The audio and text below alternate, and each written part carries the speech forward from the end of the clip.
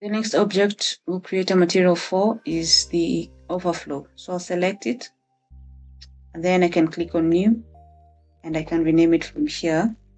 So I can call it Candy Overflow. So we'll use the same techniques as before with it. So I'll start with the color. So when it comes to the color, we can copy from this, from the candy itself. So we can come to this node setup for the candy, select these nodes, copy, Control C, then select this, paste, Control V.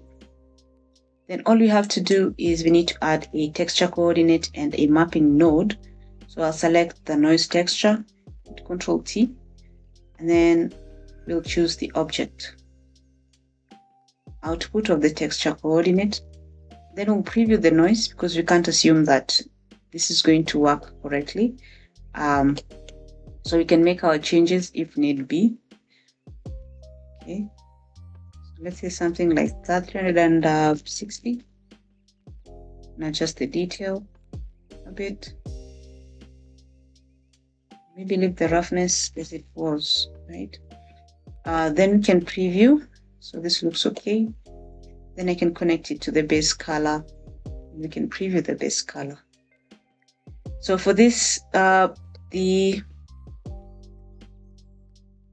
color remains the same, right?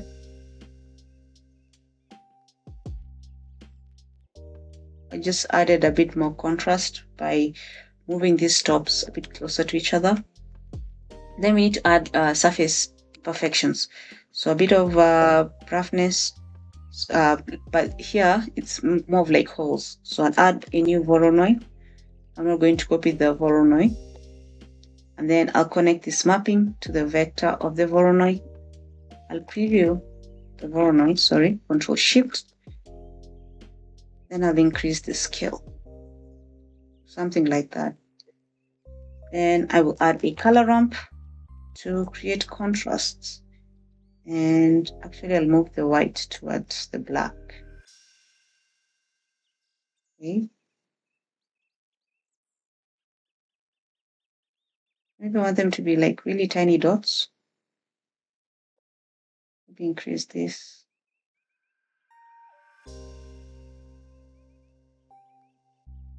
Something like that. Then we can add a bump, Shift A, bump. Then I can connect the color to the height, then the normal to the normal. Then I can preview this. And of course, this strength is a bit much, so I'll reduce it.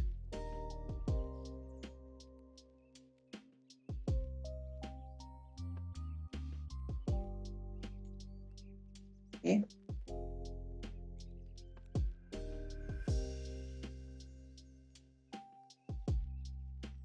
Something like that.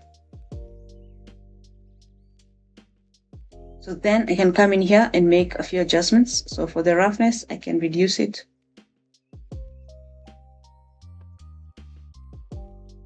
Then for the transmission, we change it to 1.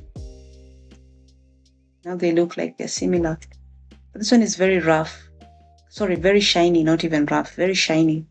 So I can increase the roughness to make it less shiny.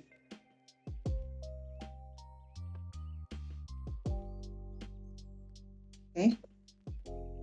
Then we can add a volume absorption too. But if you're happy with it as is, because this is a very like thin film of candy. So if I go into the camera view, yeah, I could leave it as is. It doesn't require the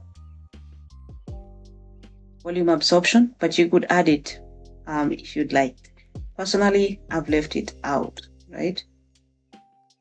Okay, so that's how you create the material for the candy overflow. So similar techniques to creating the materials for the candy.